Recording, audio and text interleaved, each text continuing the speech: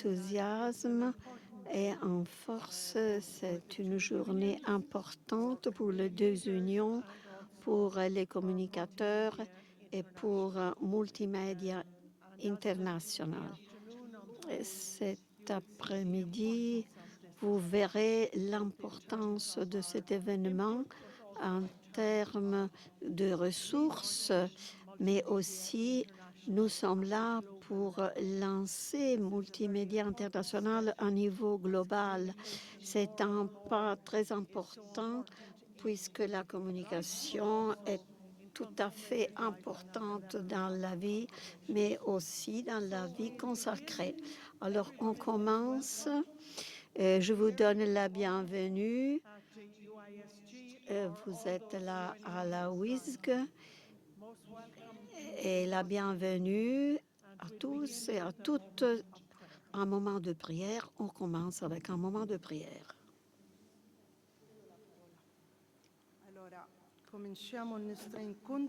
Nous commençons cette rencontre en nous mettant en présence du Dieu de la parole, le Dieu de la marche, ce Dieu qui parle dans le silence de notre cœur, le silence de tout début.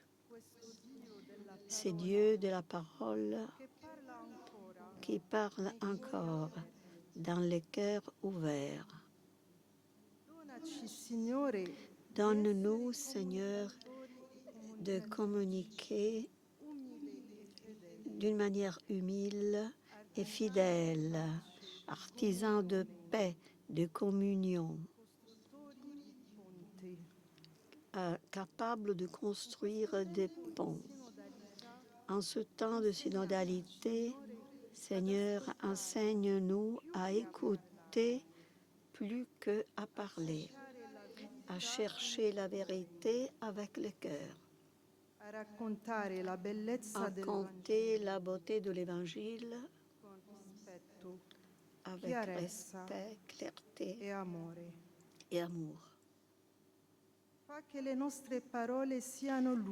Que nos mots puissent être lumière, que nos instruments puissent servir à la rencontre.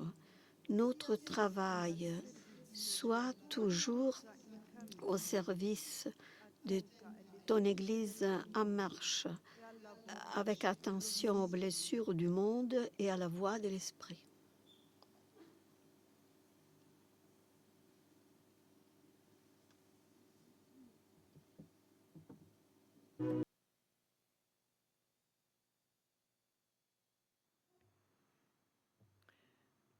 Just for a moment, if Un you moment, si vous pouvez être là et connaître les gens qui sont à la table avec vous. Un moment, je vous donne un moment pour vous tourner vers vos proches et si vous pouvez, présentez-vous le nom, la congrégation et si vous vous connaissez, alors dites allô, dites bonjour encore une fois.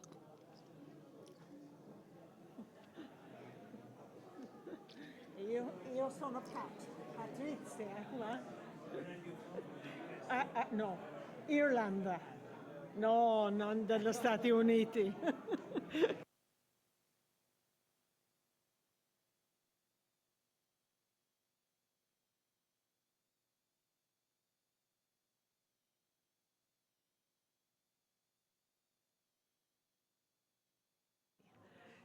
Those of you who are online, please. Ceux qui sont là en ligne, écrivez le pays où vous êtes. Écrivez votre nom, congrégation et les pays où vous vivez.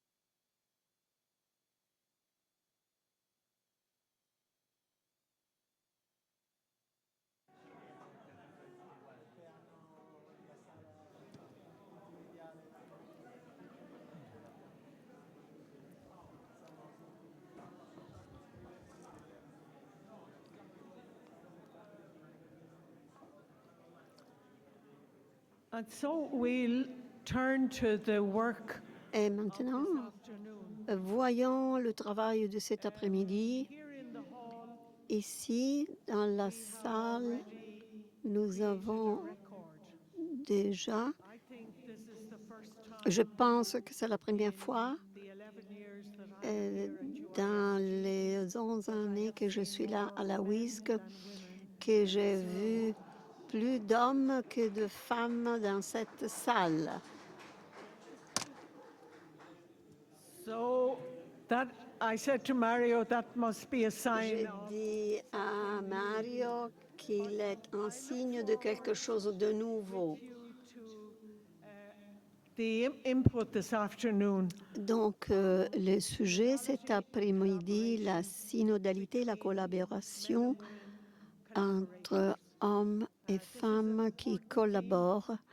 C'est un sujet important non seulement pour l'Église, mais je pense pour vous tous en tant que communicateur.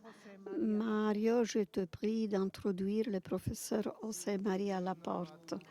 Bonjour à tous et à toutes. Aujourd'hui, nous écoutons une petite introduction, une petite présentation au sujet de la synodalité coopération entre communicateurs et communicatrices. Nous avons invité le professeur Laporte, qui est né à Madrid, en Espagne. Et il est un prêtre. Il appartient à l'Opus Dei et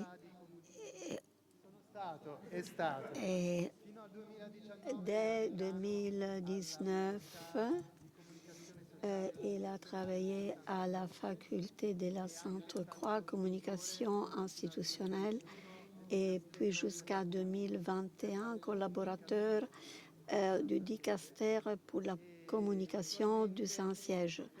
Maintenant, il est professeur d'institution, communication institutionnelle auprès de la faculté de communication de la Sainte-Croix. Bien. Alors, je lui donne la parole. Merci d'être là. Merci bien. J'espère que vous m'entendez. Je serai debout parce que je préfère. Je vais commencer. Ok, quindi così meglio, benissimo. Ho preparato degli slides, spero che forse possano vedersi. Des diapos, j'espère que vous les voyez. Je vais parler à peu près 20 minutes. Je vous donne quelques idées. J'aurais pu préparer, mais j'ai commencé avec une faute stratégique à propos de ce dont je devais parler, parce qu'au début, je pensais que j'aurais dû parler à des congrégations de femmes. Donc, vous verrez que tous les exemples sont féminins. Mais c'est intéressant parce que moi, j'aurais voulu parler de ça, une faute stratégique. J'avais parlé avec Sœur Thérèse et je pensais que les publics étaient faits des consacrés femmes. Mais tout ce que je vais dire peut être résumé dans une phrase, c'est-à-dire la communication est un élément stratégique de gouvernance qui semble très simple, mais qui est pour moi très important. Donc, une communication telle que je vais la faire maintenant, je vais introduire des exemples masculins. Alors, il faut que je parle espagnol. On m'avait empêché de parler espagnol parce qu'on m'avait dit que le public aurait été espagnol. Donc, je m'excuse si j'ai commencé en italien. Je vais parler à peu près 20 minutes. J'espère dire quelque chose qui soit intéressant pour vous. Donc, je commence en disant pourquoi est-ce que je suis là. C'est une question que vous pouvez vous poser. Pourquoi est-ce que nous sommes là? Il me semble intéressant réfléchir sur l'idée que la communication est un instrument intéressant de gouvernance. Donc, être là ensemble signifie que je vais acquérir des idées qui vont me permettre de comprendre comment la communication peut devenir une partie de la gouvernance et comment la gouvernance peut discipliner la communication et la communication peut offrir une possibilité de base pour les décisions de gouvernance. Je voudrais décrire un petit peu le contexte social. Je pense que le contexte social puisse nous aider à penser à propos de notre communication. Par exemple, il y a une guerre, une possibilité réelle, on l'a vu en Ukraine, on l'a vu avec la violence à propos des droits internationaux en plusieurs pays en Afrique, en Amérique latine. Il y a beaucoup de conflits qui ne sont même pas connus. Pensez au Congo, à la frontière du Rwanda. La presse n'en parle pas. Il y a des contextes réels de guerre. Et puis, il y a l'intelligence artificielle qui est une cause de peur, qui nous fait peur. Et puis, il y a la communauté technologique qui fait à ce que les gens ne s'efforcent pas à vivre personnellement les relations personnelles, puisque la technologie nous aide à vivre des relations artificielles. Puis, il y a un affaiblissement de la dimension personnelle. Plusieurs personnes sont connexes mais isolées. Il y a donc besoin d'une solution historique. On l'a trouvée avec la toile et maintenant il faut la trouver avec l'intelligence artificielle. Il faut gérer cet élément qui va changer notre vie, notre manière de vivre. Évangéliser, promouvoir la vocation religieuse signifie qu'il faut savoir utiliser les intelligences artificielles et aussi comprendre qu'est-ce que signifie le contexte. Y luego el tema del carisma propio en este contexto devient partie de la culture. El mensaje para las vocaciones actuales. Quelle est l'identité? Quel est le message pour les vocations? De alguna manera, la et demain. Bueno, pues es gente de una generación. Les jeunes qui arrivent au noviciat sont des jeunes qui font partie d'une génération de jeunes qui sont habitués à utiliser les portables, l'Internet. Et il y a aussi d'autres aspects qui étaient plus partagés et connus dans le passé et qui sont maintenant au contraire un problème. Il faut donc imaginer comment pouvons-nous présenter la vocation. Il y a des gens qui vivent dans vos congrégations depuis des années, mais qui vivent des conflits avec les générations différentes. Avec la technologie, cette fracture devient encore plus forte. À propos de la perception de la vocation religieuse, qui est une religieuse pour les gens aujourd'hui? On parle beaucoup de la réalisation personnelle de l'homme, de la femme, et on parle à propos de la liberté.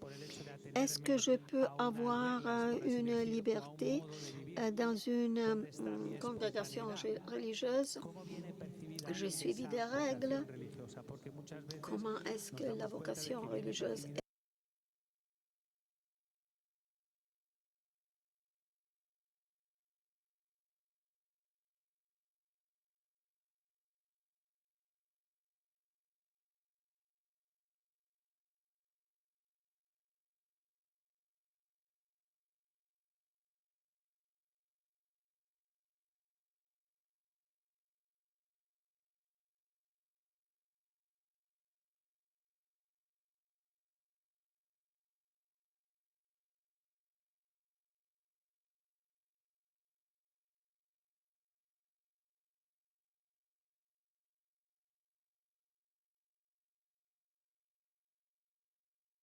Mozambique pour une raison qui était plus haute que des raisons matérielles.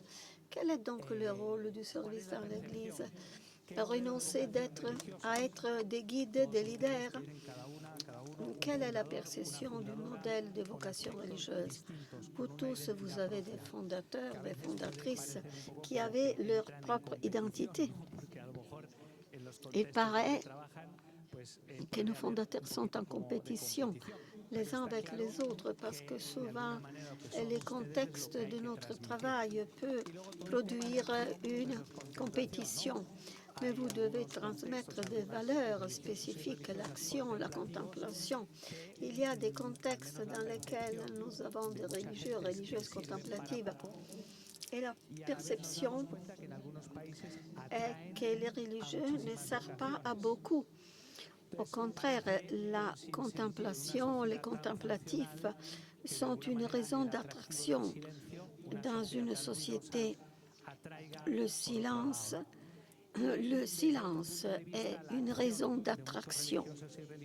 D'autre part, l'action des religieux dans le monde en situation extrême et difficile c'est une cause d'attraction pour les jeunes qui veulent faire quelque chose. Quelquefois, nous pensons que la vocation religieuse soit impossible, que les gens ne soient pas intéressés. Au contraire, la situation est différente. L'ANSA a publié une recherche et on a vu que les jeunes de 11 à 19 ans, la majorité aurait voulu avoir des enfants. C'est drôle dans une société qui ne fait pas d'enfants. Et il y a donc quelque chose qui n'est pas cohérent avec le contexte. Probablement, nous ne donnons pas de poids suffisant au monde qui nous entoure. Voyons quelques nouvelles récentes. Moi, je travaille dans un couvent, dit cette sœur, et je gagne sur la base des produits que nous vendons. Voilà d'autres nouvelles récentes. Un thé avec les sœurs dans une paroisse pour inspirer des vocations, un déjeuner avec les sœurs, ou bien sur le Vatican News, voyez une initiative de Talitha Kumi contre la traite. Vous voyez un religieux, une religieuse, semblent des êtres hors du monde. Ils produisent une curiosité, mais ce qui manque est la familiarité de la communication. Cette familiarité peut être produite avec la communication. Une religieuse qui gère une résidence d'étudiants dans une ville du Sud m'a dit que souvent, lors des dîners, les étudiants demandaient quelque chose à propos de la vocation. Et elle disait, moi, je voudrais bien parler de vocation. Je parlerai toujours de vocation. Par exemple, j'ai parlé avec une femme islamique qui voulait créer une congrégation de femmes islamiques. Il faut donc réfléchir comment la vie consacrée est mise en relation avec des activités. Mais comment voulons-nous que cette perception soit vraiment transmise dans un contexte de communication, en sachant qu'il y a des lieux communs, c'est-à-dire les règles, les vœux, qui peuvent affaiblir l'importance des femmes, ou bien le sujet d'un renforcement de l'autonomie des femmes. Par exemple, quelquefois, il faut rappeler quels sont les lieux communs et quelle est la manière de communiquer pour éviter les lieux communs. Voilà quelques exemples récents, une interview d'une religieuse indienne. L'agriculture a modélé ma vocation religieuse. Elle compte comment l'Inde a réussi à faire beaucoup pour les femmes. Et puis, dans un autre cas, nous trouvons l'expérience d'une femme qui a quitté le couvent. Elle cherchait protection. Ma mère était absente, elle était alcoolique. J'ai souffert la solitude. Et la religieuse qui est entrée en contact avec moi m'a donné un amour maternel. Donc, la protagoniste de l'interview est entrée au couvent. Bien que l'on pense que cette condition psychologique ne soit pas une base pour la vocation. Il n'y a pas une communication à propos de quelque chose que nous vendons. Les retraites, par exemple, elles ne sont pas consacrées à la vocation religieuse. Nous savons que la vocation religieuse souvent dérive des familles chrétiennes, la manière où les parents ont transmis la foi. Et les enfants, alors, peuvent décider de consacrer leur vie au Seigneur. Je voudrais partager quelques idées. Lors des dernières 10 minutes, nous avons dit qu'il s'agit d'un service de communication, un élément stratégique de gestion des congrégations. Il s'agit aussi d'une communication qui transmet aux pairs les décisions de gouvernance. Puisque vous êtes institution internationale, les décisions de gouvernance, quelquefois, arrivent d'une manière manipulée parce qu'ils n'ont pas été bien communiqués. Alors, les moyens, on assiste à la disparition des moyens traditionnels. Les gens lisent beaucoup moins la presse sur les papiers. Et il y a une nouvelle organisation du marché de la communication et de l'information. Il y a des côtés positifs à propos d'une nouvelle proposition des fausses nouvelles, fake news. Et, par exemple, il y a la nouvelle à propos d'un cardinal qui a reçu une mission spéciale. Et puis, on aperçoit que cette nouvelle était fausse. Parce qu'il faut lire la nouvelle sur la page officielle. C'est une idée pour formuler à nouveau les pages web. Parce que la page web est le lieu où les fausses nouvelles peuvent disparaître, peuvent être contrastées. Vous ne devez pas penser au site web de ma congrégation. Quelques sites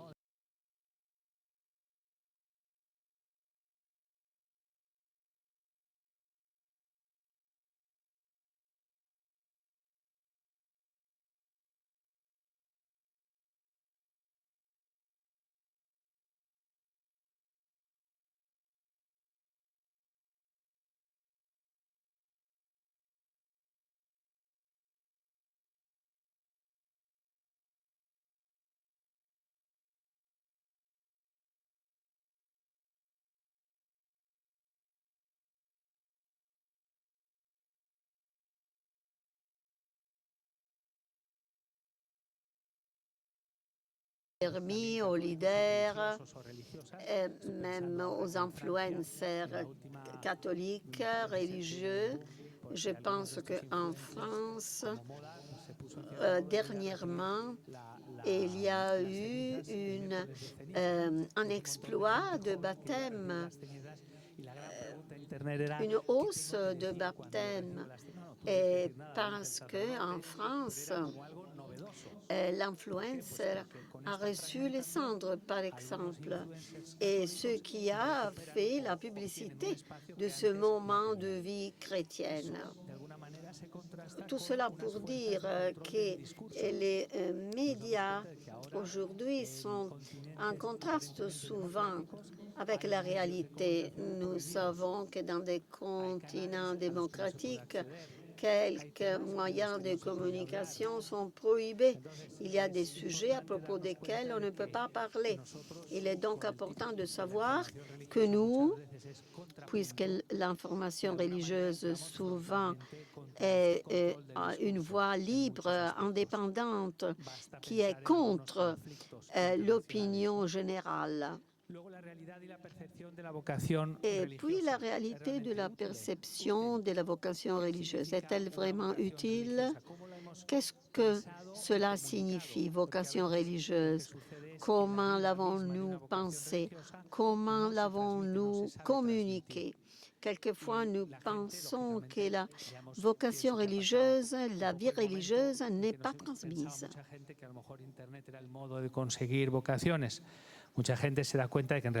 Et plusieurs personnes pensaient que l'Internet pouvait être un très bon moyen pour avoir plus de vocations. Mais rappelez que la vocation est personnelle, a besoin de direction spirituelle. Et la vocation est modelée en voyant et en étant formée d'une manière directe. Et puis la narration. Quelles sont les histoires que je compte dans le web? Quelle est mon idée de moi-même et de la congrégation quand je communique sur le web? Par exemple, il y a des personnes âgées qui ne sont pas intéressées ou même intéressants. Récemment, j'ai constaté que j'ai deux nièces. Un jour, elle était ravie en écoutant la grand-mère qui contait la manière dans laquelle elle avait rencontré son mari. C'est une grand-mère, donc la religieuse âgée ou les religieux âgés peut être une attraction et comme un grand-parent peut offrir sa vie. Nous n'avons pas travaillé sur la narration qui doit quand même avoir importance. Et puis encore, l'importance de la spiritualité, un manque d'espoir dans le futur, la bipolarité idéologique en différents contextes. Enfin, il s'agit de contextes dans lesquels nous devrions nous concentrer, mais je pense que l'option importante de communication serait casser avec les schémas, nous refuser de communiquer en blanc ou noir, mais communiquer en couleur. Et puis, nouvelle spiritualité. En France, à Pâques, il y avait plus de 10 000 adultes entre 18 et 40 ans qui ont reçu le baptême et 7 000 adolescents entre 11 et 18 ans baptisés. Le même phénomène se vérifie en Grande-Bretagne et en Belgique. Des jeunes, je parle de jeunes. Une minorité, mais quelque chose qui bouge. Et ce quelque chose passe à travers votre vocation. Donc, il faut réagir au lieu commun. Il faut commencer à penser comment pouvons-nous mettre en communication ces jeunes qui désirent connaître l'Église, faire du bien. Une personne qui reçoit le baptême à 20 ans, 30 ans, a un désir d'action, de faire, qui est plus fort par rapport à une personne qui vit la religion comme quelque chose de garanti. La technologie a produit des problèmes, a causé des problèmes. à propos de ce que les gens pensent et désirent. Je viens maintenant à la conclusion. Où est-ce que nous allons? Je réfère à une congrégation qui prépare les chiens, qui accompagne les gens en difficulté, qui ont des problèmes physiques. Cette image est intéressante si nous pensons à l'écologie. Il faut nous poser cette question. Où est-ce que va-t-elle, ma congrégation? Au point de vue de la gouvernance, pensons où est-ce que je vais, moi, avec ma congrégation? Quelle est la relation entre nous et la gouvernance? Quelle est la communication à l'intérieur et à l'extérieur? Nous avons pensé qu'il faut gouverner la communication. La communication ne signifie pas seulement poster des photos sur la page web. Non, la communication est partie d'une stratégie. Quelle est la dimension du dernier chapitre général? Pensez, réfléchissez. Quel message est arrivé aux membres de la congrégation? Comment l'avons-nous transmis? Est-ce que quelqu'un a pensé au comment devions-nous communiquer ce message? Ou bien avons-nous seulement imprimé le texte final du chapitre? Donc, nous avons parlé de la gouvernance, dimension de communication de la gouvernance. Qu'est-ce qui se passe avec la communication? Quelle est ma relation avec la gouvernance de mon institution? Quelquefois, nous pouvons dire, il ne m'écoute pas. Et quelle est la relation entre moi et la gouvernance? Y a-t-il une harmonie entre ce que je dis, ce que je compte sur le web et la gouvernance de la congrégation, ou bien la page web est tout à fait séparée des stratégies de gouvernance de la congrégation? Quelquefois, nous, communicateurs, nous pensons que les autres sont responsables et qu'au contraire, c'est nous les responsables. Quel est mon programme d'action? Quelquefois, ceux qui dirigent l'Institut ne nous écoutent pas parce que nous n'avons pas un plan pour la page web.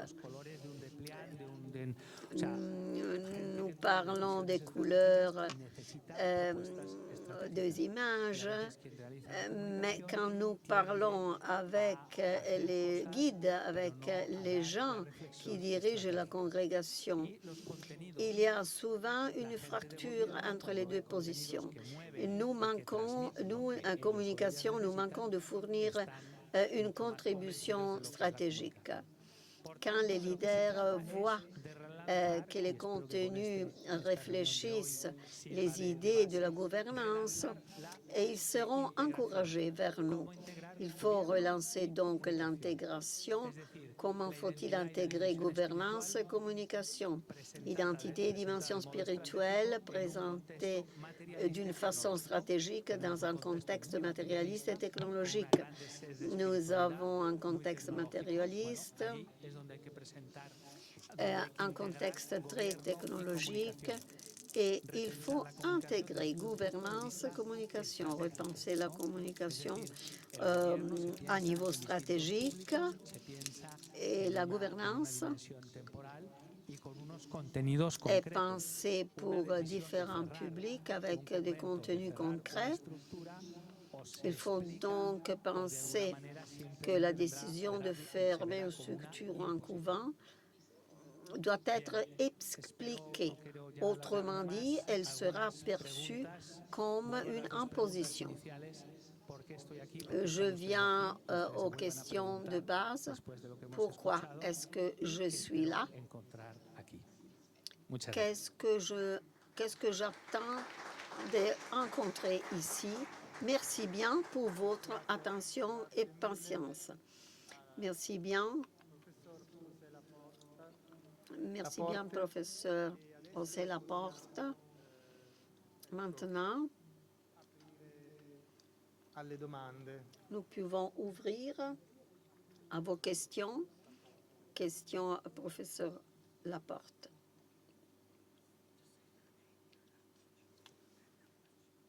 Sì. Quando fate una domanda potete dire il vostro Quand vous nome. posez la question, s'il vous plaît, présentez-vous avec le nom et pays de provenance.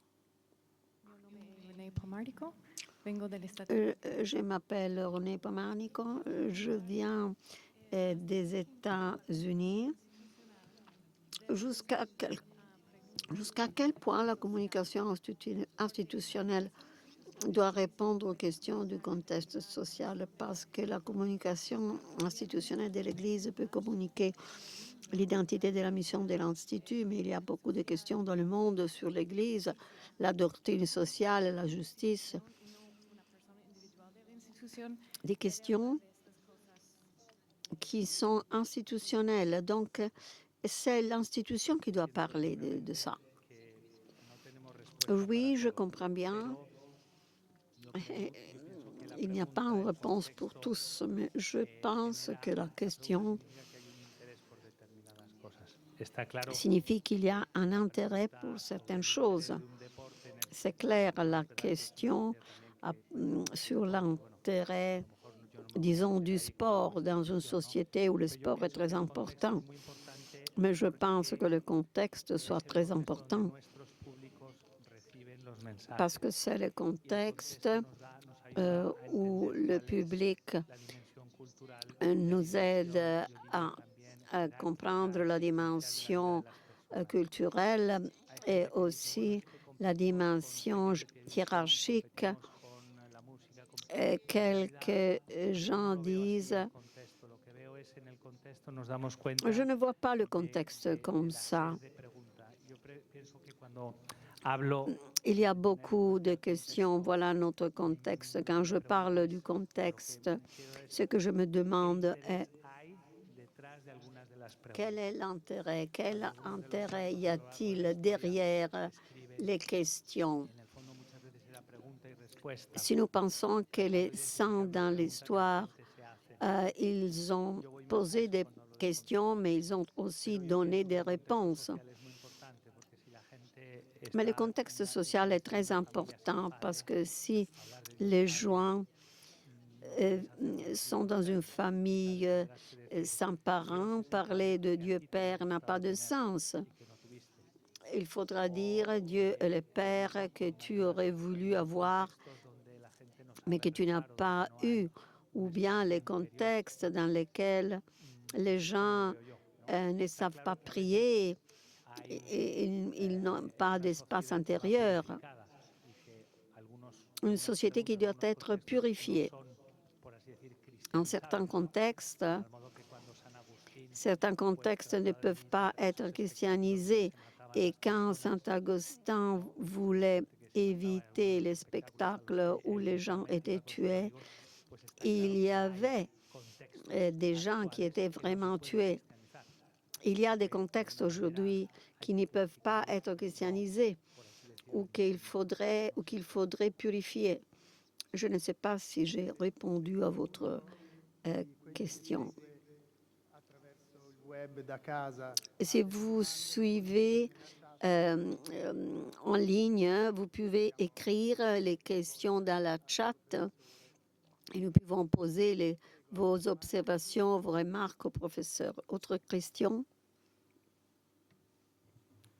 Sono Padre Carlos dei Missionari Scalabriniani. Je suis Père Carlos de l'Institut Scalabrini. Vous avez parlé de communication, gouvernance, communication, mission. Pouvez-vous indiquer des bonnes pratiques, des fautes à éviter quand nous passons de la communication interne à la communication vers l'extérieur? Il faudrait dire plusieurs choses. La première est que cette différence devient de plus en plus petite. Il faut penser que la communication vers l'intérieur devient aussi une communication à l'extérieur. Parce que les gens comprennent ce que nous disons. Ce que nous disons est compris par nos membres. Il faut dire que les deux choses marchent ensemble. Il faut penser en public élargi. Mais je crois que cette différence devient très difficile à établir parce qu'une bonne partie du public interne, je pense aux congrégations, aux grandes congrégations, elles ont accès à la communication à travers des moyens externes. Donc, il faut intégrer les deux dimensions, interne et externe. Et il est important le contexte. Par exemple, une maison généraliste qui se trouve à Londres, par exemple, et qui suivit une certaine pratique, la même pratique est un scandale pour quelqu'un qui est au Mozambique. Il faut donc faire attention quand on parle de communication à l'extérieur. Quand il y a des situations extrêmes, pensons à une province d'une congrégation, il y a eu un abus, par exemple, ou bien un problème d'argent, de corruption d'argent. Pas de sens donner une communication globale si le problème est local, parce qu'on risque de produire un problème universel lorsqu'il faudrait souligner une communication locale, parce que le problème est local. Et j'ai vu des congrégations qui publient des communiqués presse, mais je pense qu'on fait un dommage parce qu'on ne tient pas le pas avec la réalité. Il faut parler à un certain public, qui est le public local, ou bien on peut publier la nouvelle dans la langue locale dans le pays où il y a eu le problème. Quelquefois, il y a des situations dans lesquelles il y a un triage de nouvelles qui n'ont pas été publiées par la congrégation. Il me semble une bonne pratique quand on communique d'abord avec la communication et puis à l'extérieur. C'est une manière pour donner la priorité aux gens qui vivent à l'intérieur. Je peux donner quelques exemples même à travers Sœur Thérèse. Je peux vous transmettre quelques exemples concrets. Et il y a des questions qui arrivent en ligne. D'abord, nous avons une personne, Pietro, qui voudrait demander quelque chose à voix sur Zoom. Voilà, Pietro, tu peux parler. Mi sentite? Salve. Vous m'entendez? Sono Pietro Rossini, sono dei missionari xaveriani. I am Pietro Rossini. Prospettiva un po' sulla comunicazione. C'è solo un punto che lascia un po' perplesso. Forse per gli studi di giornalismo che ho fatto, dove mi hanno sempre contrapposto queste realtà, governo e poi l'informazione che si fa. Sentendo parlare un po' dell'informazione come parte del governo,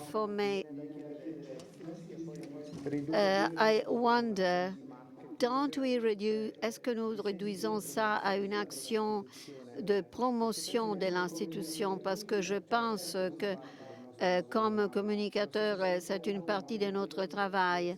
Mais en même temps, nous avons la responsabilité de stimuler l'institution à aller outre ce qu'elle fait déjà pour atteindre les milieux qui vont outre la gouvernance de l'institution. Nous courons le risque de devenir la voix amplifiée des supérieurs. On perd la dimension prophétique, la voix prophétique qui dénonce. C'est ça aussi le rôle du communicateur religieux. Je voulais savoir votre opinion à ce propos. Je pense que ça dépend beaucoup de votre congrégation. Pour moi, communication, comme vous le comprenez, dans une radio, dans une télévision, un moyen de communication quelconque, a une autonomie. Ici, nous parlons de la gouvernance institutionnelle, la communication institutionnelle. Je pense qu'elle a un caractère lié à la gouvernance, ce qui ne signifie pas qu'elle n'est pas créative, parce que souvent, tu dois transmettre les mêmes choses, mais adaptées aux gens qui gouvernent. Il faut que tu sois prophétique dans la manière où tu inventes les choses. J'aime dire à mes étudiants qu'ils sont traducteurs et interprètes, parce que qui gouverne, c'est toi qui dois inventer l'histoire, qui dois traduire ce qu'il veut communiquer et le transmettre dans une histoire.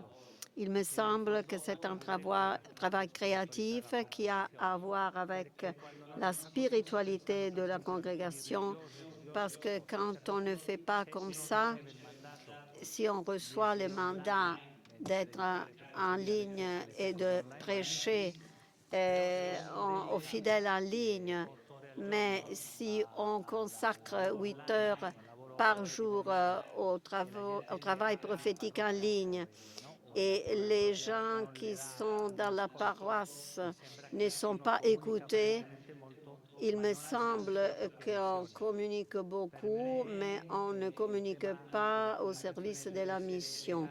Donc, le sujet de la communication doit être lié à la mission que les religieux et les religieuses ont reçue. Je ne peux pas, moi, faire le journaliste si mon travail est différent.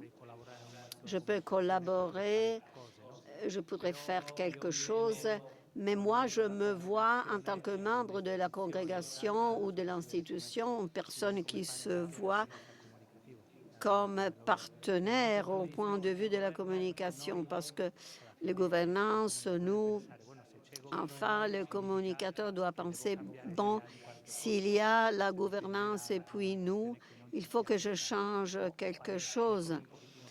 Ou bien les choses doivent être faites d'une manière élargie, ou bien je dois trouver la manière de transmettre à la gouvernance. Donc, cela demande de la créativité.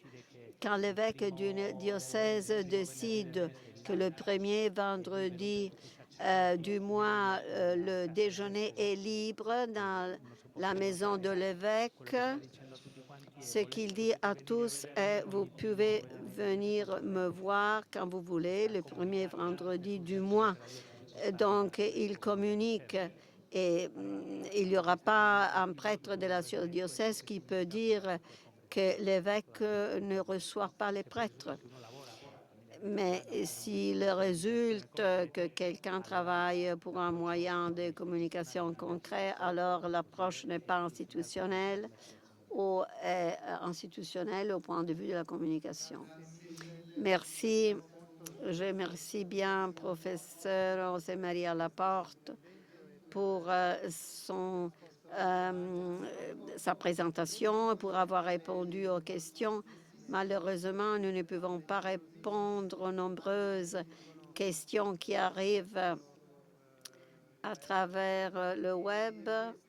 Et pour cela, je vous promets que on va organiser une rencontre sur la base de vos questions et on cherchera de vous répondre sur la base des sujets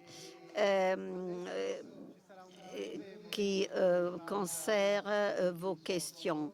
On fera maintenant une petite pause parce que nous devons inviter Frère Hervé à présenter l'MMI multimédia. qu'est-ce que MMI Multimédia International.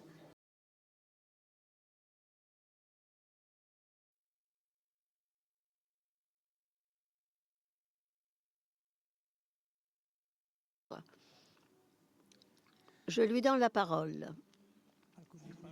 In italiano. Quelques mots en italien, mais c'est pas un bon italien, je suis français. Nous ne sommes pas tous parfaits. Je vais surtout parler en français. Donc je suis le frère Hervé et la congrégation Frères de l'instruction chrétienne de Plohermel, une congrégation bretonne de France, impliquée dans l'éducation et dans l'instruction. Cela fait 11 ans que je suis à Rome, et en arrivant à Rome, j'ai intégré MMI sans savoir où je mettais les pieds, puis trésorier, secrétaire et président depuis 4-5 ans. On m'a demandé, voilà, à cette occasion, à cette rencontre, de présenter MMI, un peu le passé, puisque MMI, eh bien, c'est une... alors, je ne sais pas si... Voilà. C'est une vieille dame de 55 ans. Elle est née, vous voyez, en 1970, au départ aux États-Unis, Massachusetts, mais très vite, je pense que le siège de l'association Multimédia International s'est installé à Rome du fait de son fondateur. On découvre le premier logo de l'association. Et cette association multimédia donc, a été fondée par le père Stephen Bamberger. Il est resté une dizaine d'années président de MMI. Et l'objectif de MMI était vraiment de promouvoir l'utilisation de tout ce qui est média, au service de la vie consacrée, de la vie religieuse. Et déjà, dès le début, une intuition profonde que des religieux, des religieuses, des consacrés aident d'autres religieux, d'autres religieux dans le monde de la communication. Et je peux dire, depuis 11 ans que je suis dans MMI, c'est toujours resté quelque chose de fort. Cette association aussi permettait de recevoir des dons, des fonds, d'assister des projets, etc. En un mot, c'est tout petit, mais c'était répondre à l'appel du Concile Vatican II de tout mettre en œuvre au moyen de la communication, de s'appuyer sur tous les nouveaux moyens de communication qui se mettaient en place au service de l'évangélisation. Au départ, il y avait 4 congrégations qui ont été fondatrices avec le père Stéphane Bamberger, vous les découvrez. Très vite, 5 autres congrégations se sont unies et très vite, pratiquement un groupe de 20 familles religieuses formait l'association MMI. Et en 1995, donc 25 ans après, c'était 67 congrégations qui étaient unies autour de ce projet.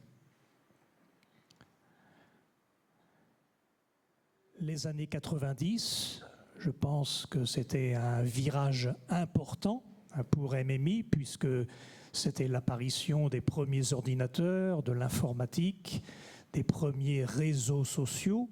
Hein. Et MMI a vraiment développé l'importance de l'utilisation de tout ce qui est média au niveau de la communication. D'aider les congrégations à se saisir des outils informatiques.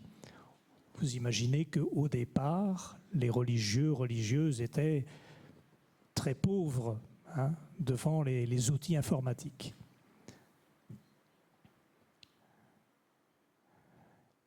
Les 25 dernières années, il y a eu 13 présidents qui se sont succédés. C'est une des caractéristiques. Nous sommes des religieux, nous sommes des consacrés.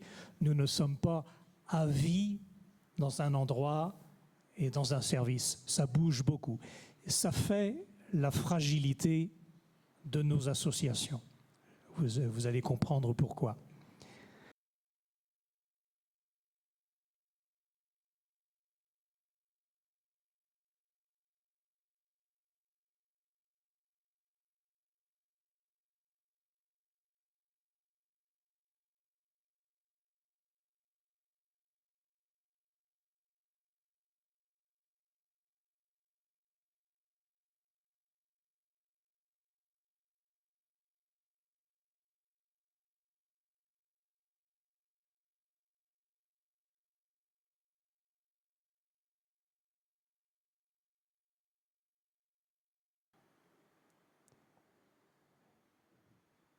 Une date importante pour MMI, c'était le 11 juillet 2013, où les responsables de la MMI ont décidé de faire reconnaître MMI comme une association officielle, voilà, reconnue par le gouvernement italien.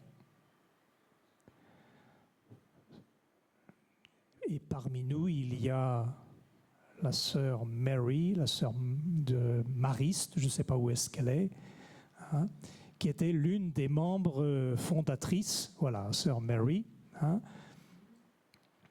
Trois congrégations étaient les fondatrices, les membres fondateurs de cette association officiellement reconnue.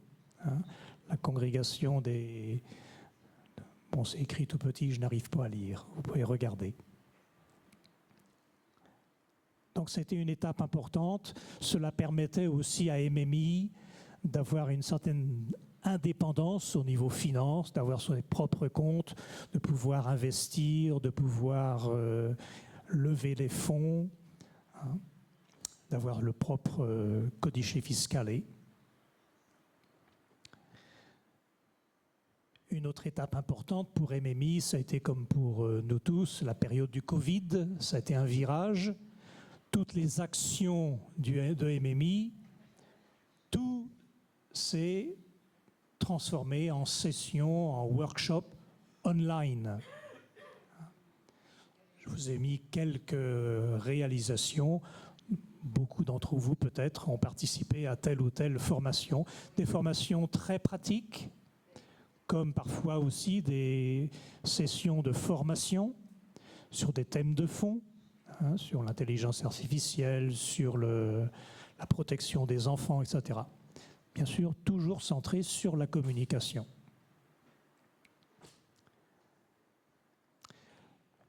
Voici le flyer de le dernier board de MMI en 2024. Hein.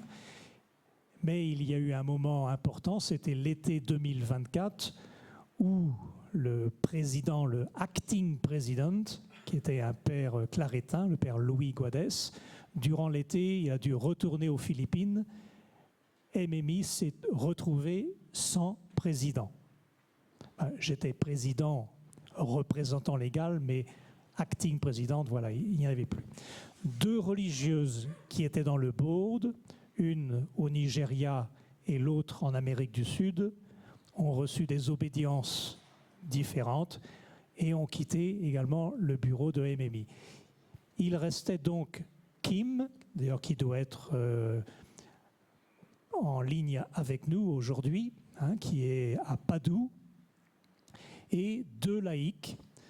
Je le dis, je le mentionne parce que depuis pratiquement 10 ans, il y a toujours eu des collaborateurs laïcs proches de congrégations dans le board.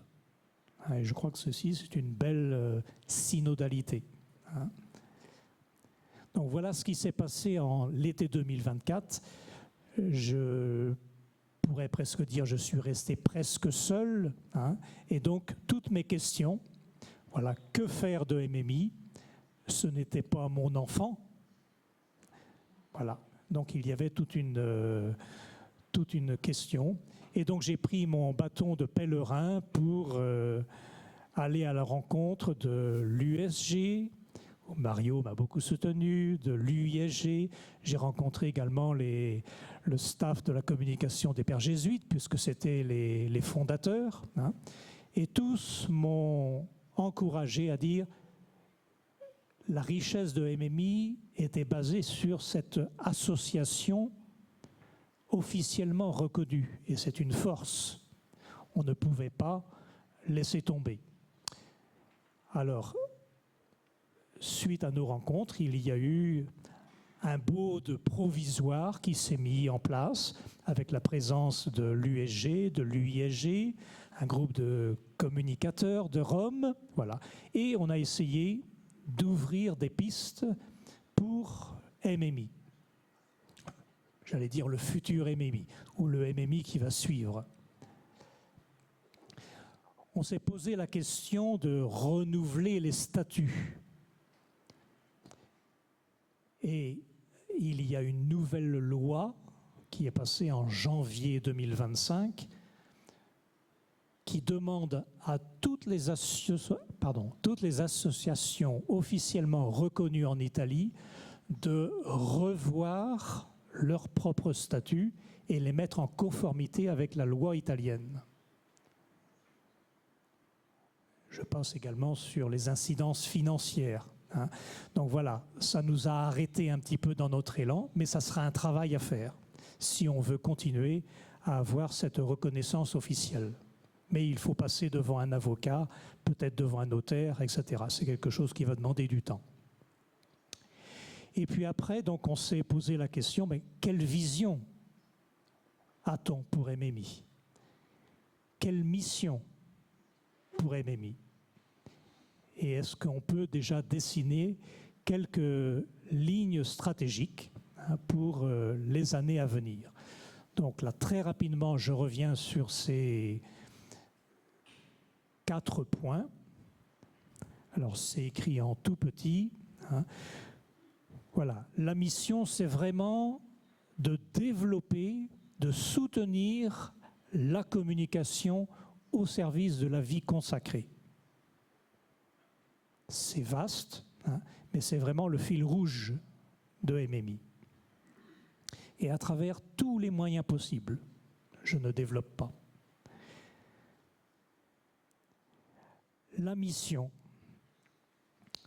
bien sûr liée à la vision, c'est vraiment venir en aide d'une manière très large et la plus diversifiée possible à tous les chargés de communication de congrégation, de leur proposer des expertises, des conseils, des moyens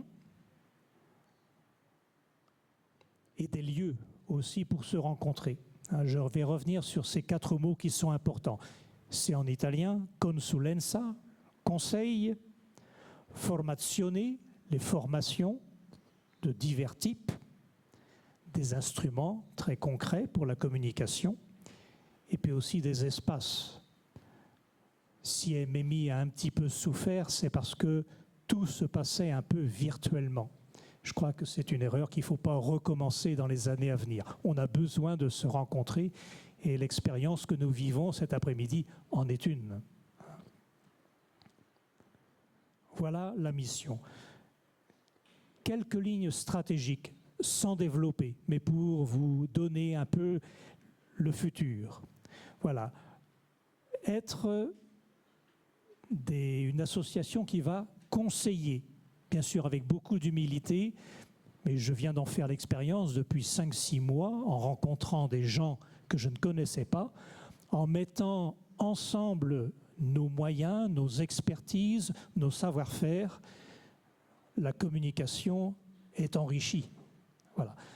Première chose, c'est vraiment être des agents de conseil, hein, peut-être de faire une base de données de toute l'expertise que l'on peut trouver dans les chargés de communication.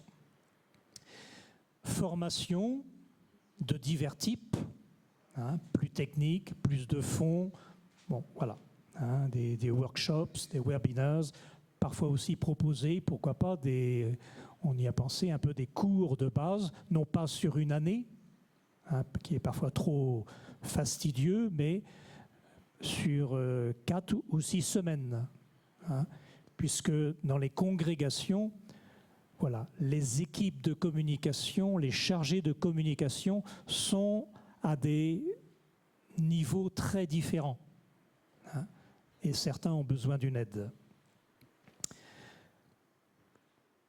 Proposer également des instruments plus techniques, au niveau traduction, au niveau votation, au niveau caméra, au niveau des moyens très concrets pour aider la communication. Quelque chose aussi et c'est déjà en cours, et je pense que pour moi c'est quelque chose d'important, et pour nous qui avons réfléchi à cela, que MMI aussi pourrait être le support d'une plateforme digitale qui donne à voir la vie consacrée, qui donne un visage.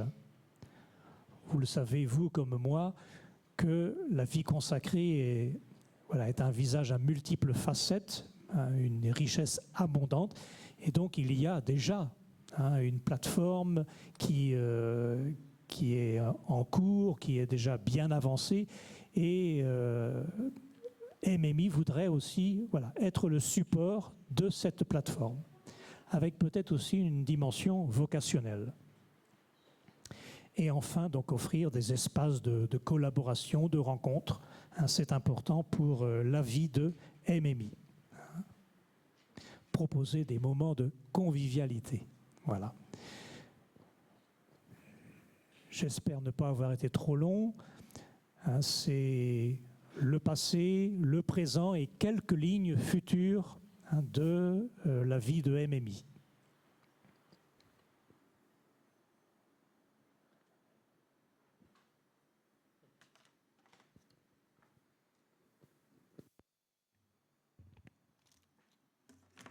Grazie a Hervé per la sua... Merci Hervé pour ton exposé, soprattutto per aver tenuto in vita questa... pour avoir protégé et tenu en vie cette importante association que nous voulons relancer.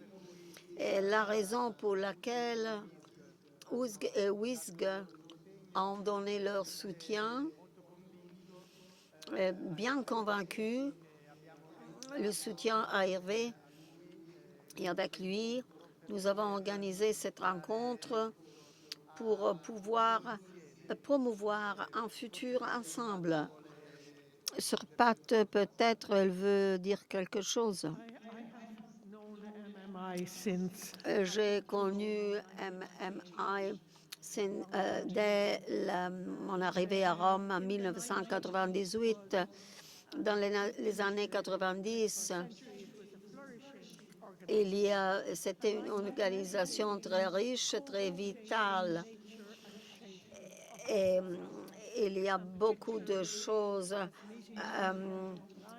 qui sont caractéristiques du multimédia international et surtout l'activité en ligne.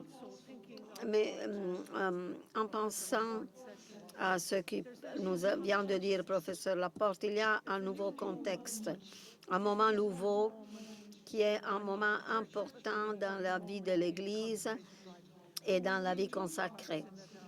Et nous avons parlé de synodalité, de collaboration.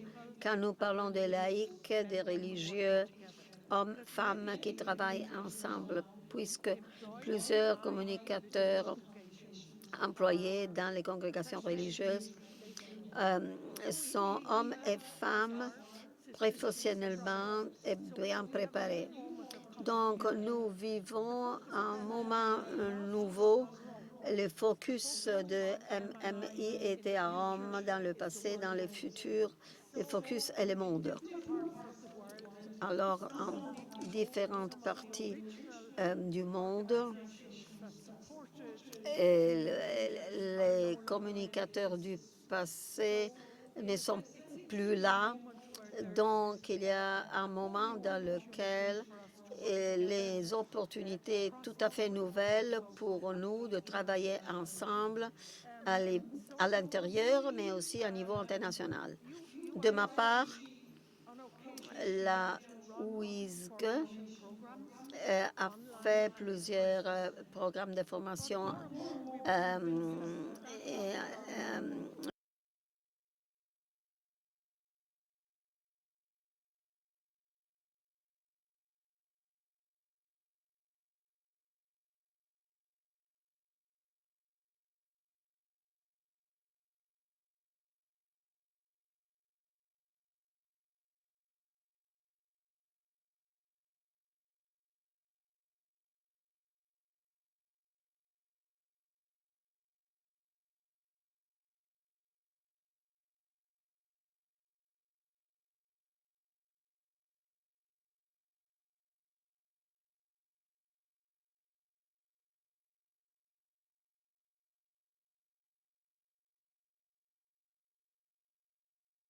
et la vision, la mission, l'activité de MMI pourrait être en personne, mais aussi en ligne.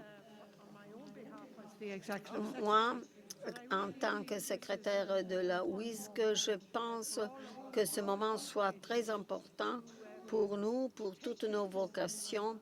Il faudrait saisir ce moment, saisir cette vie nouvelle dans un contexte nouvel pour que nous soyons plus efficaces et nous puissions collaborer mieux ensemble.